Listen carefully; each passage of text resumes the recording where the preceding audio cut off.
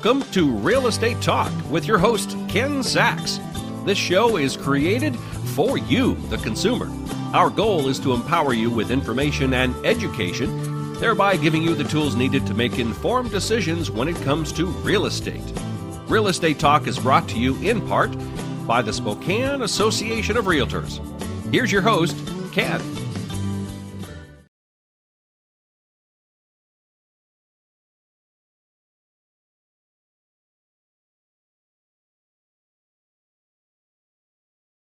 Well, hello, folks. I am Ken Sachs, and you are listening to Real Estate Talks. We have another show for you here today, but it's going to be a little different. You know, I'm used to bringing on lenders and appraisers and kind of industry folks to educate you along those lines. But today, it's going to be a good show. This show is going to be broken up into two segments, each being 15 minutes long. And I have an actual real-life person who recently sold and bought. And so I thought, what a great show that would be, to where if you are considering buying or selling, or when you're considering to buy or sell, you can access this show and you can hear from somebody who just went through this as to things like what would they have done differently, what did they learn, biggest mistakes, et cetera, et cetera. So that's going to be our show. We're going to first start off with talking about selling your house, and then after our break, we will then talk about now buying a house. So with that, and we're going to use an alias here with my guest, and so we're going to call this seller and buyer Ann. So Ann, welcome to the show. Thank you, Ken. So first, Ann, let's talk about your planning to sell your house. Well, right? Yeah, I sold my house, was starting the process over the summer, heard the market was really good to do so, so I was like, great, what's out there? So I started looking at some different websites to see what things were going for, to see what was out there, how my house compared, what I might need to do to prepare myself for that process. Okay, good. So you say, you heard the market was really good to sell. Where did you hear that from? Friends. I had a friend who sold her house and bought a house also. Okay. And you just hear from, word around the business that things are good for sellers right now. Okay, so you're planning to sell, so you start going online because you want to start educating yourself to see what are comparable homes selling for, how long they're taking to sell. Yep. So where did you go online? I started with Zillow and Trulia, the go-tos for just out of the gate. And then HomeSnap was a great one, a lot of accurate information. Got different pieces from different ones. Some of them were more accurate than others, so I try to pick the best parts of each one and put them all together. So if I'm planning to sell my house and I want to do just what you did, learn what homes are selling for, which site would you recommend? The HomeSnap for sure. Okay. A lot of good, accurate, if something sold, how much it sold for.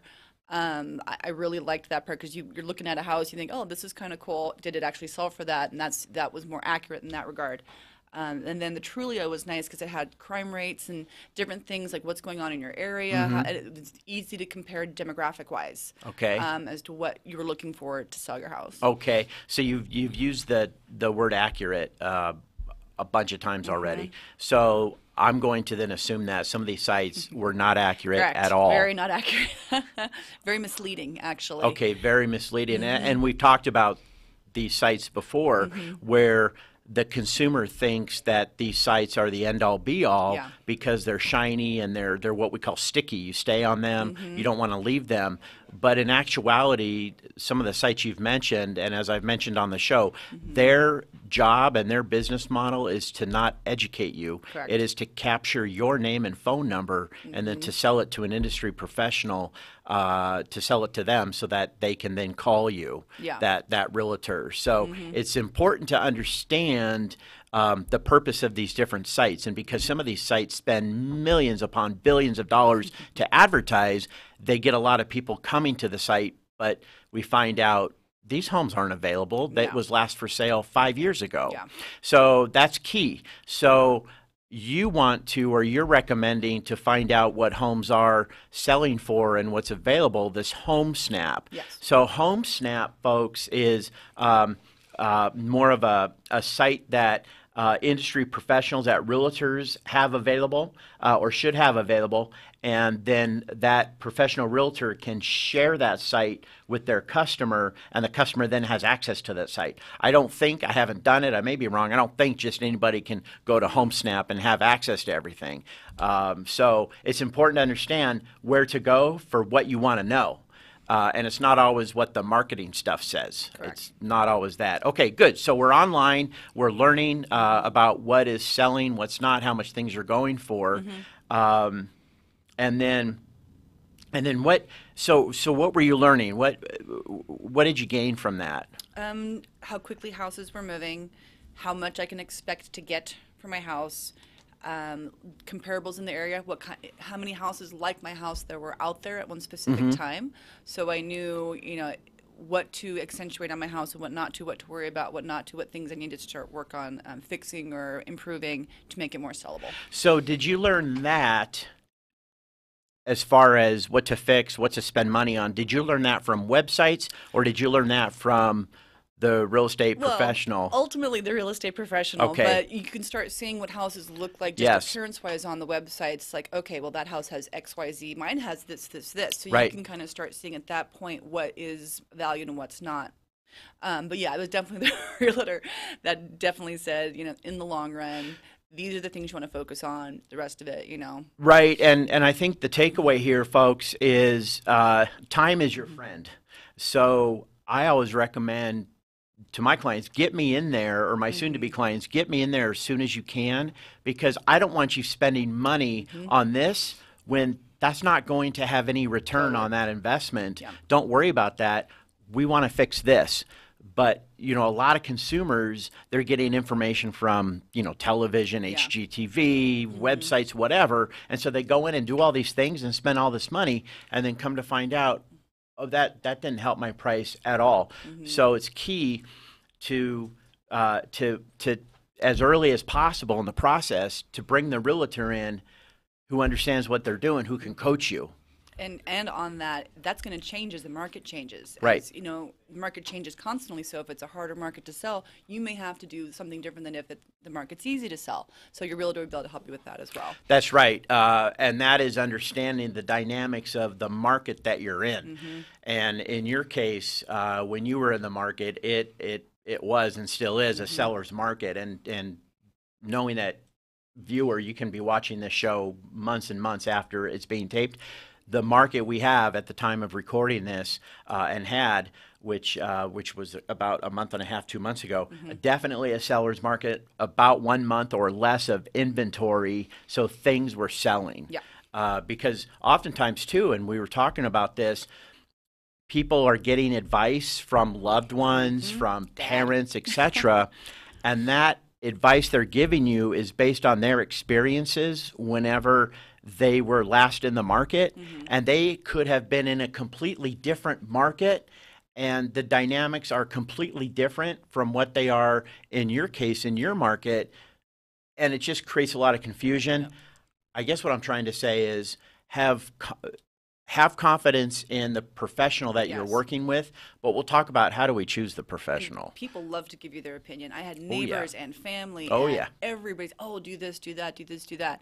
None of it was true. It was all wrong. That's right. And that's a constant thing I say when I meet with folks is, look, people who love you, respect you, they will start giving you advice the moment they hear you're going in the market. Just write it down, and then every time we meet, let's go over it, because they love you. They don't want to hurt you. They want you to be okay, but oftentimes they don't understand what they're talking about. And if you don't realize that, it can literally paralyze you to where you don't make any decisions. So, folks, write that stuff down when your friends and family are telling you things. Oh, you need to do this. You need to do that. Write it down, and then when you meet with your realtor, hey, let's go over the questions. Let's go over the things that I've been being told so we can clear that up. Okay, so let's see. How did we search? Locations and style. You're driving around. Drove around a lot because you never know what you don't know. So Right. picking and choosing by style, maybe areas that are better than others, location as far as school, work, whatever, and then expanding that to make sure you're not missing a little gem that you might be missing because you don't know what you don't know. So you That's right. broaden out that net. So Good. So you got out. You started on the computer, and then we got in the car and started driving around, kind of getting a better idea. I mean, that's just education, and education is your friend. And it's like I think I've said on this show, if you think education is expensive, try ignorance. And in a situation like this, Definitely. there's nothing more accurate than that. So that's awesome. Okay, so I see your notes here. Expanded my search to make sure I had a couple. What would you have done differently? Oh, I wish I had more time. More time Yes. to look. You start that ball rolling, and it feels like a crazy race to the end. But the sooner you start, the better. To really feel like what areas are better for you, what kind of houses you really want, as opposed to what you think you want. Right. And it's the educating yourself. The more time you have to do that, and being patient, there will always be a house out there. What you think is the end all may not work out, and that's fine.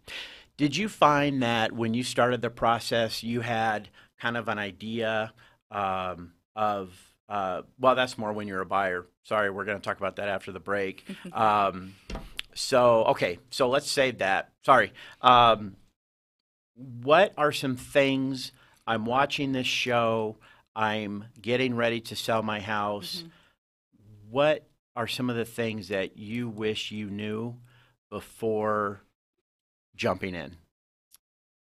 Fortunately, I had a very good friend who directed me very well, pretty much from the beginning.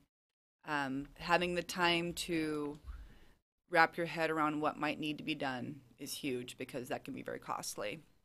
Making sure you're making the right decisions, making sure timing is good for you and everybody in your family, and learning that those websites are not what they appear to be was huge. Right. Number one, you have to trust the person you're working with. Right. That's very important because that person is helping you with a huge financial decision that Huge. can change your life. So you have to make sure that that person knows what they're doing and that you trust them and you trust that they know what they're doing. So how would you go about, I'm looking to sell my house, how would you go about deciding who's going to be your realtor? Ask questions. They have to be educated. They have to be recently educated. Even my hairdresser asked her, when was the last time you took a class? Sure. And up-to-date styles. Sure. Same thing with your realtor. They need to know. I mean, it changes constantly. The market changes. The rules change. They have to know what they're doing, not just specifically for what you're trying to sell, but in general, so that they can give you the accurate information and cut off any loopholes that might occur. Right, and the contracts change And the contracts constantly. change, yeah. We were talking before the show, and I was sharing a story with you where somebody was talking about, well, if they sell, they're going to use so-and-so. And I said, well, tell me more about that. I'm always interested what goes into people's decisions. And it was because so-and-so every holiday puts a flag in their yard.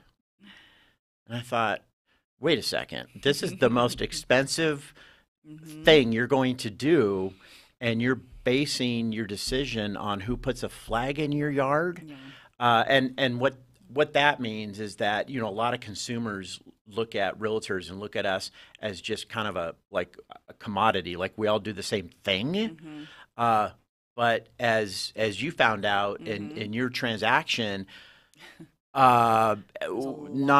there's a lot involved, and we'll get into let me tell you about the transaction. Was Ann here selling a house, buying a house. The purchase of this house was contingent on Ann selling this house. The buyer of Ann's house had a house to sell that was contingent on buying Ann's house. So you see, we have about 4 dominoes set up. And the point we're making here is that it's probably best to work with somebody who understands the moving parts, the dynamics of that type of transaction, because otherwise the opportunity for disaster is so great. So I don't put flags in yards, though. Maybe I'll think about that. So let's see. Any last words of advice for sellers? I like one thing you said, how easily someone can back out. Yes. Expand on that. Well, in learning the process and all the dominoes, like you said, that were in play, I did not realize that up until the end, that person can say nope or can make a huge change that will affect the entire process.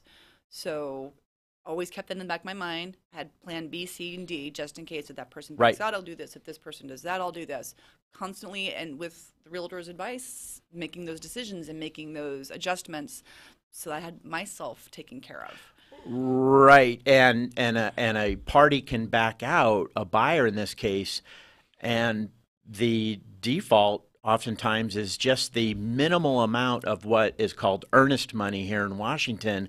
That's what $12,000. they would maybe lose, Yeah, maybe. maybe.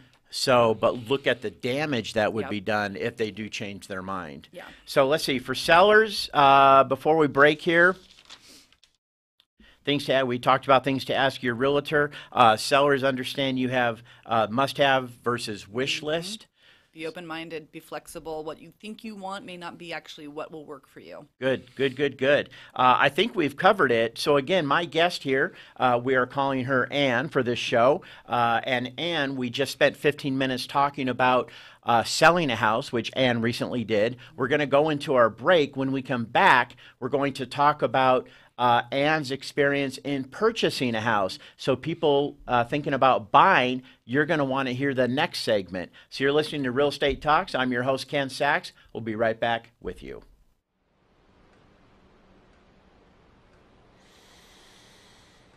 Well, this is nice.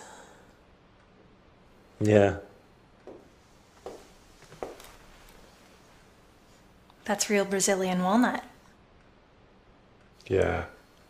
We know.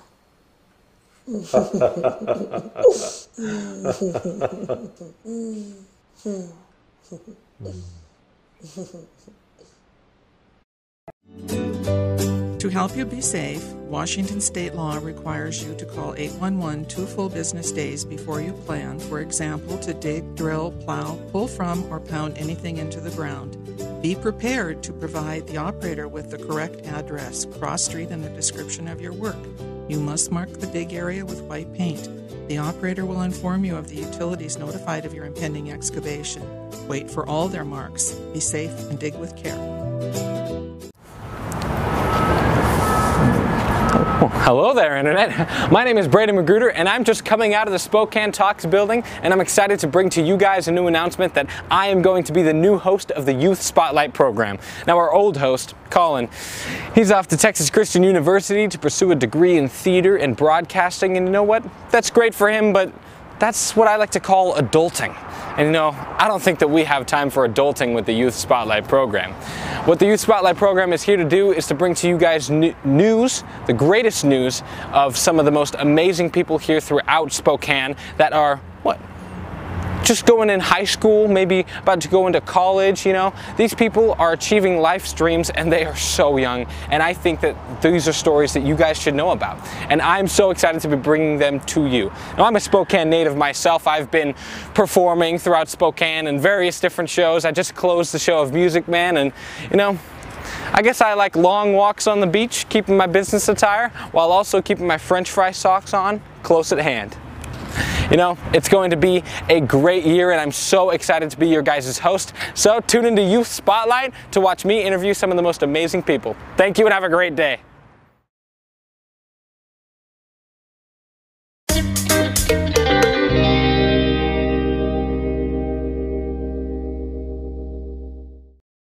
All right, welcome back, folks. Real Estate Talks. I'm your host, Ken Sachs. We have our guest here, Ann. We're calling her Ann for this show. And we spent the first 15 minutes of this show talking about Ann's recent experience as a home seller.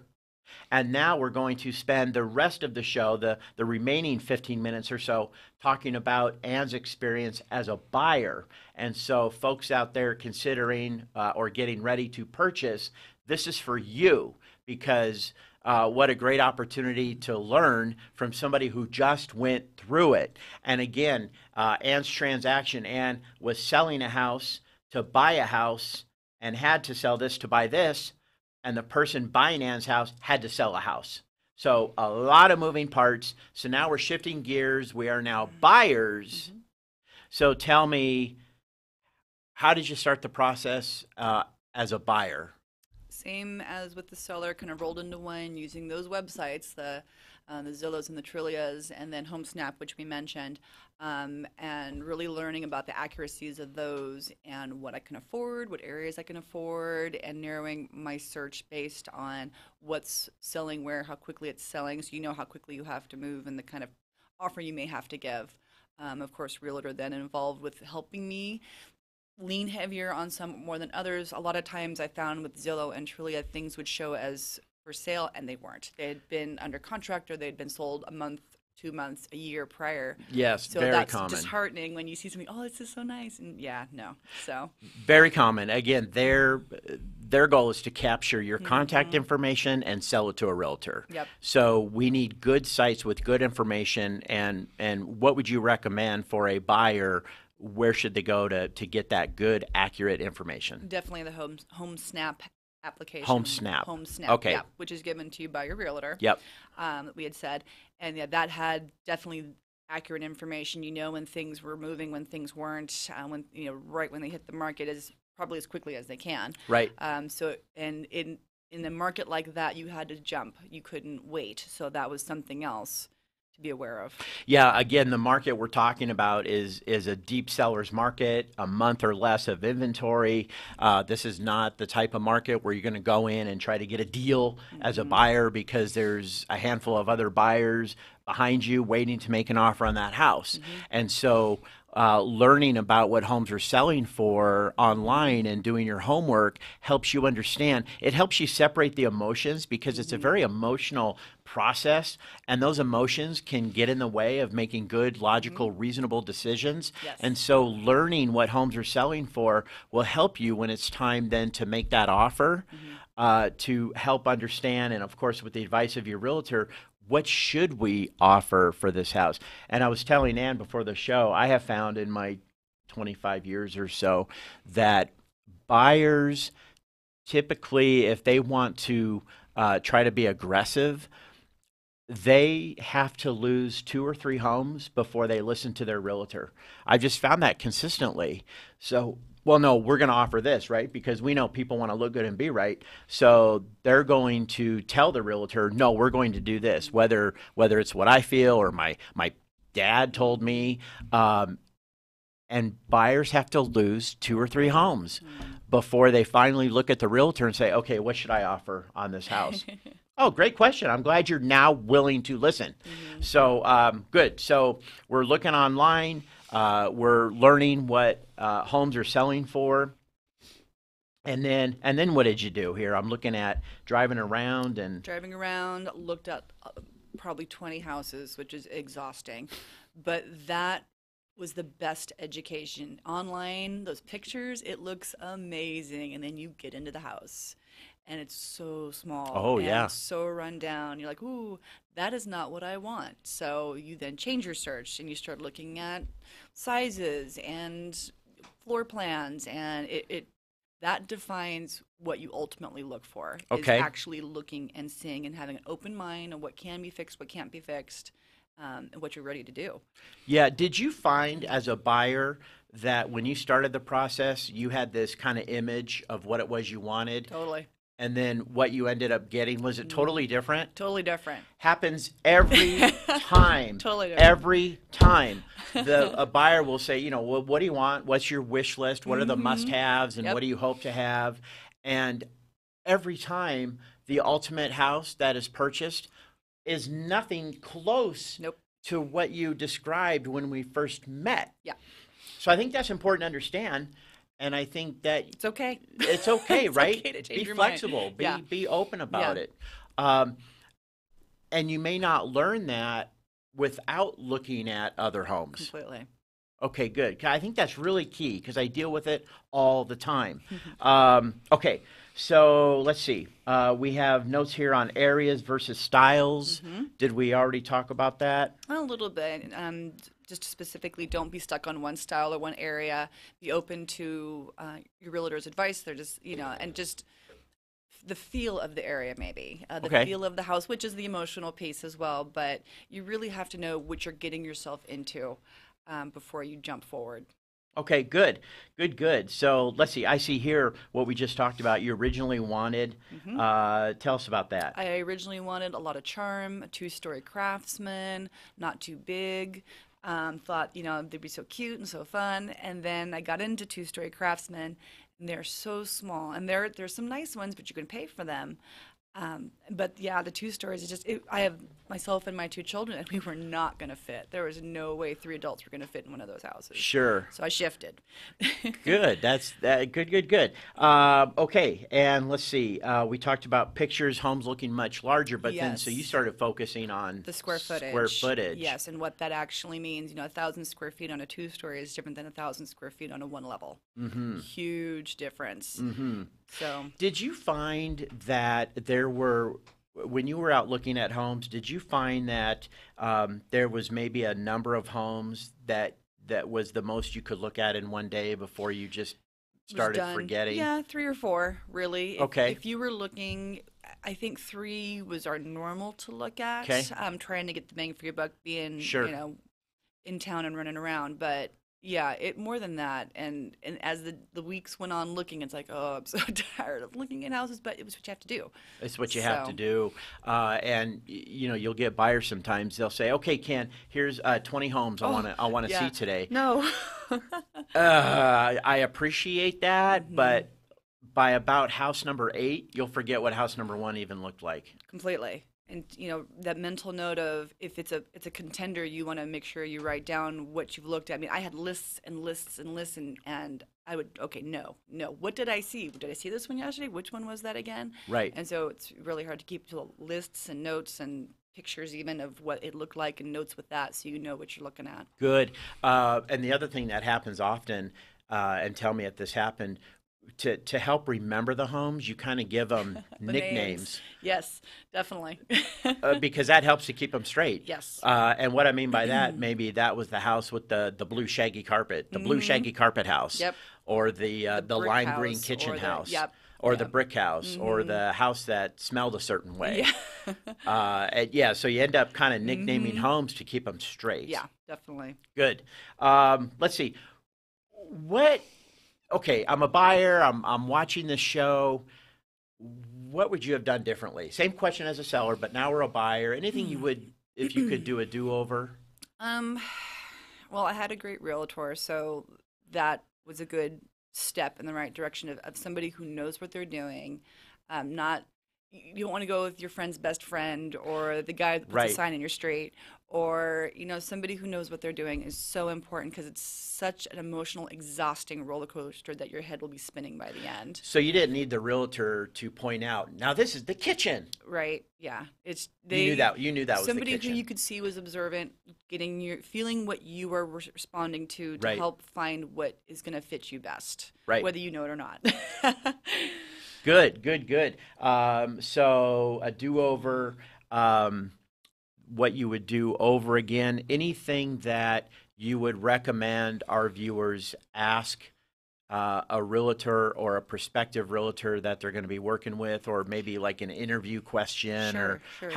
how am I to pick somebody? Ask them how long they've been doing it, how many homes they've sold or bought, help somebody with that year, how many transactions they've completed, I guess.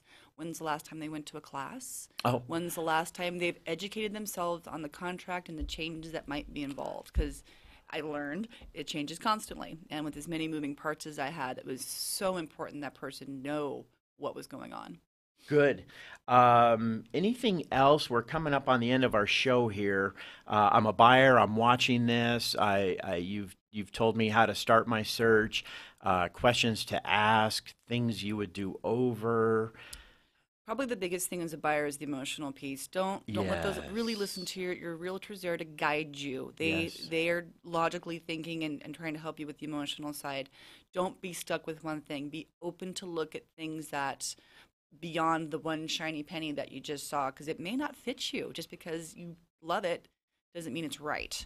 Yeah. So just keeping an open mind and using your brain and being educated and trusting them and their knowledge and what's going on. Good. Any parting words here as we close? Good luck. It's exhausting. I feel for you.